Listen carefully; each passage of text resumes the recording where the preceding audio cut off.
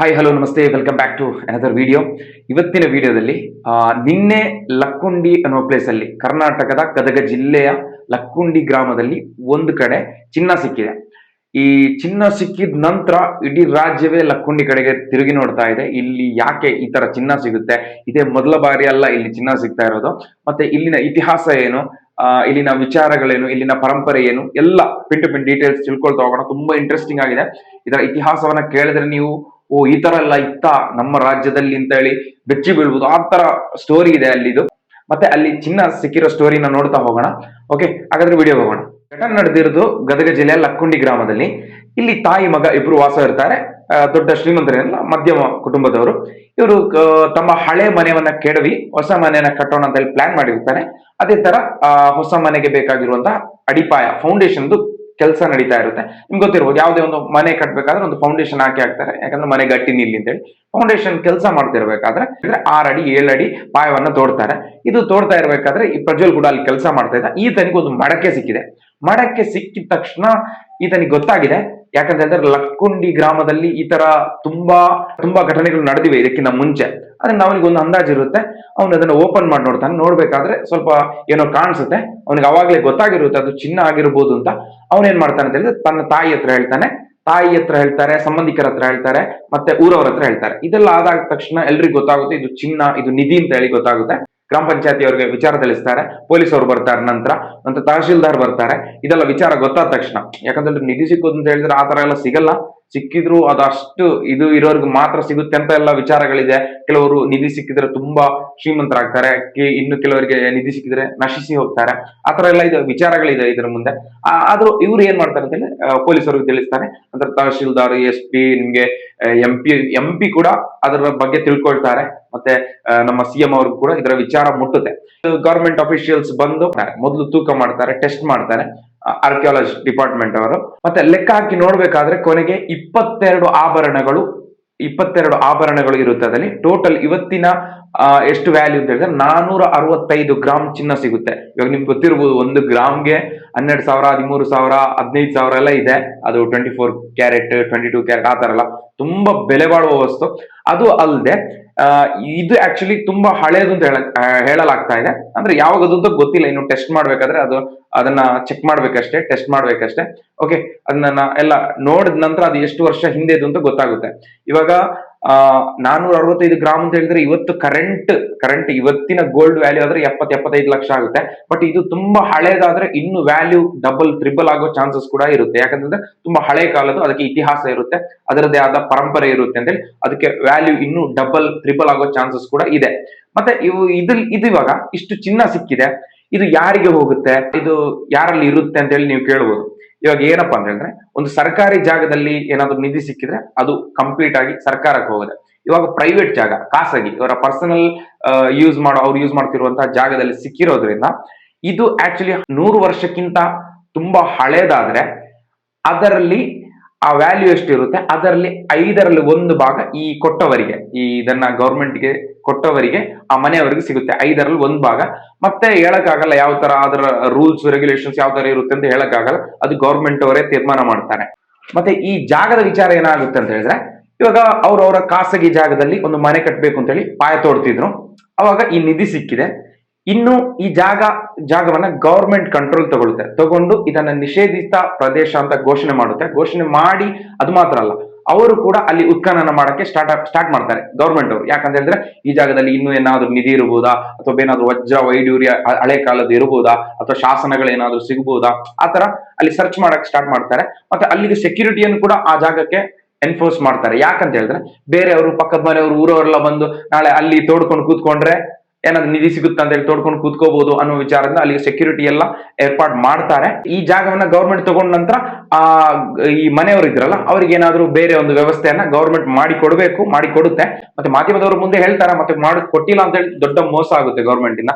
But ಕೊಟ್ಟೆ ಕೊಡ್ತಾರೆ. ಯಾಕಂತಂದ್ರೆ ಇವರು ಇಷ್ಟು ಪ್ರಾಮಾಣಿಕವಾಗಿ ತಮಗೆ ಸಿಕ್ಕಿದ ನಿಧಿಯನ್ನ, ಚಿನ್ನವನ್ನ ಗವರ್ಮೆಂಟ್ ಗೆ ಒಪ್ಪಿಸಿದ್ದಾರೆ. ಏನೇ ಆಗ್ಲಿ, ಅವರು ಭಯದಿಂದ ಆಗ್ಲಿ ಏನೇ ಆಗ್ಲಿ ಒಟ್ಟಾರೆಯಾಗಿ ಒಪ್ಪಿಸಿದ್ದಾರೆ, ಒಳ್ಳೆ ಮನಸ್ಸಿನಿಂದ ಒಪ್ಪಿಸಿದ್ದಾರೆ. ಆದ್ರಿಂದ ಅವರ ಕೆಲಸವನ್ನ ಅಪ್ರಿಶಿಯೇಟ್ ಮಾಡ್ಲೇಬೇಕು, ಅವ್ರಿಗೆ ಸನ್ಮಾನ ಕೂಡ ಮಾಡಲಾಗಿದೆ ಅಂತೆ. ಪುರಾತತ್ವ ಇಲಾಖೆಯವರು ಬಂದು ಈ ಚಿನ್ನವನ್ನೆಲ್ಲ ನೋಡಿ ಕ್ಯಾಲ್ಕುಲೇಟ್ ಮಾಡಿ ಈ ಡಿಸೈನ್ ಅನ್ನೆಲ್ಲ ನೋಡಿ ಮೇಲ್ಗಡೆಯಿಂದ ಹೇಳಿದ್ದಾರೆ ಇದು ಆಕ್ಚುಲಿ ರಾಜರ ಕಾಲದ ಅಲ್ಲ, ತುಂಬಾ ಹಳೇದೇನಲ್ಲ, ಇದು ರೀಸೆಂಟ್ ಆಗಿ ಒಂದು 100 ವರ್ಷದ ಒಳಗಡೆನೆ ಮಾಡಿರುವಂತಹ ಚಿನ್ನ ವಜ್ರ ವೈಡೂರ್ಯ ಅಂತ ಹೇಳಿದ್ದಾರೆ.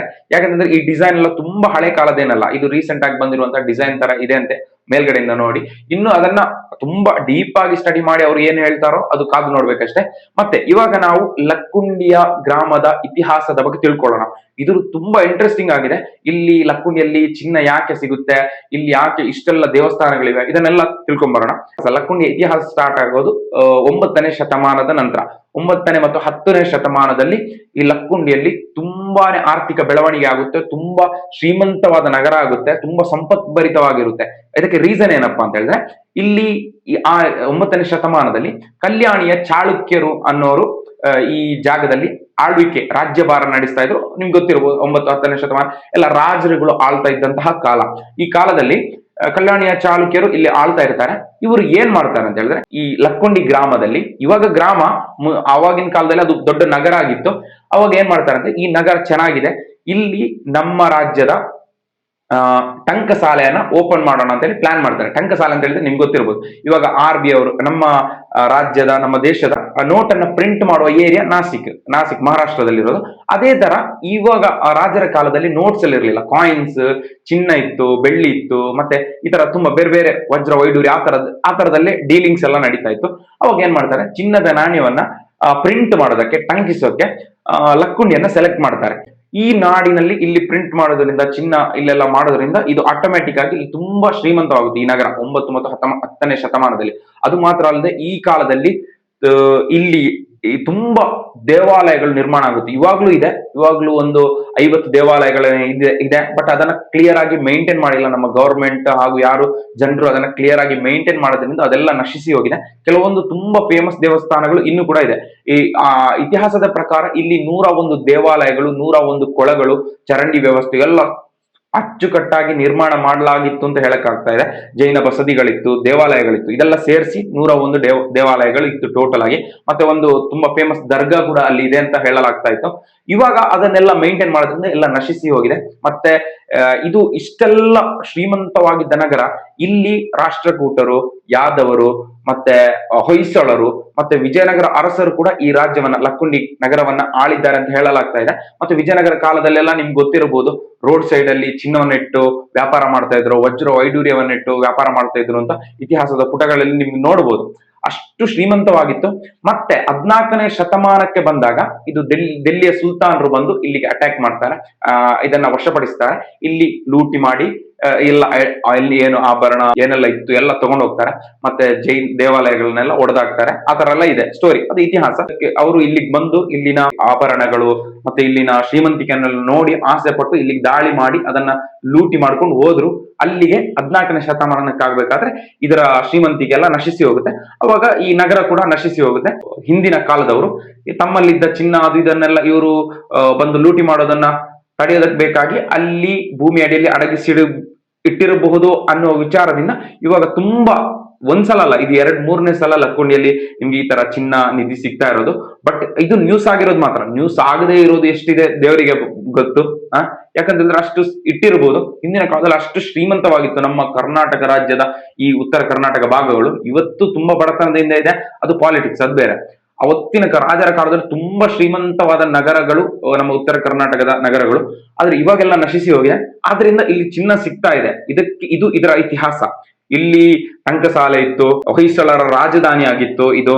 ಮತ್ತೆ ರಾಷ್ಟ್ರಕೂಟರು, ಯಾದವರು, ವಿಜಯನಗರ ಅರಸರೆಲ್ಲ ಆಳಿದಂತಹ ನಾಡು ಇದು. ಆದ್ರಿಂದ ಇಲ್ಲಿ ತುಂಬಾ ಶ್ರೀಮಂತವಾಗಿತ್ತು. ಇವಾಗ ಮಾತ್ರ ಅಲ್ಲಿ ಏನು ಇಲ್ಲ, ಎಲ್ಲ ನಶಿಸಿ ಹೋಗಿದೆ. ಅದನ್ನ ಕಂಪ್ಲೀಟ್ ಆಗಿ ಕರೆಕ್ಟ್ ಆಗಿ ಮೇಂಟೈನ್ ಮಾಡದಿರೋದ್ರಿಂದ ಅಲ್ಲಿ ಇಲ್ಲ. ಅದರಿಂದ ಇಲ್ಲಿ ಈ ತರ ಚಿಹ್ನೆಗಳು, ನಿಧಿಗಳೆಲ್ಲ ಸಿಗ್ತಾ ಇದೆ. ಮತ್ತೆ ಅಲ್ಲಿನ ಜನರಿಗೆ ಇಷ್ಟರವರೆಗೆ ಇದರ ಮಹತ್ವ ಗೊತ್ತಿರ್ಲಿಲ್ಲ. ಅವರ ಸ್ವಂತ ಊರಿನ ಮಹತ್ವ ಅವ್ರಿಗೆ ಗೊತ್ತಿರ್ಲಿಲ್ಲ. ಇವಾಗ ಸ್ವಲ್ಪ ಅದರ ಬಗ್ಗೆ ಎಲ್ಲ ಅರಿವಾಗ್ತಾ ಇದೆ. ಮತ್ತೆ ಪ್ರವಾಸೋದ್ಯಮ ಎಲ್ಲ ಇವಾಗ ಸ್ವಲ್ಪ ಬೆಳೀತಾ ಇದೆ ಕರ್ನಾಟಕ ರಾಜ್ಯದಿಂದ. ನಾನು ಕೂಡ ಇದುವರೆಗೂ ಲಕ್ಕುಂಡಿ ಅನ್ನೋ ಹೆಸರೇ ಕೇಳಿರ್ಲಿಲ್ಲ. ಈ ಚಿನ್ನದ ಒಂದು ವಿಚಾರ ಬಂದ ನಂತರ ನಾವು ಕೂಡ ಅದರ ಬಗ್ಗೆ ತಿಳ್ಕೊಳ್ತಾ ಬಂದಿದ್ದೇವೆ. ಅದರ ನಾಡಿನ ಮಹತ್ವ, ಅದರ ಇತಿಹಾಸದ ಬಗ್ಗೆ ತಿಳ್ಕೊಳ್ತಾ ಬರ್ತಾ ಇದ್ದೇವೆ. ಇದು ಆಕ್ಚುಲಿ ಎಲ್ರಿಗೂ ಗೊತ್ತಿರಬೇಕು. Thank you for watching. Bye.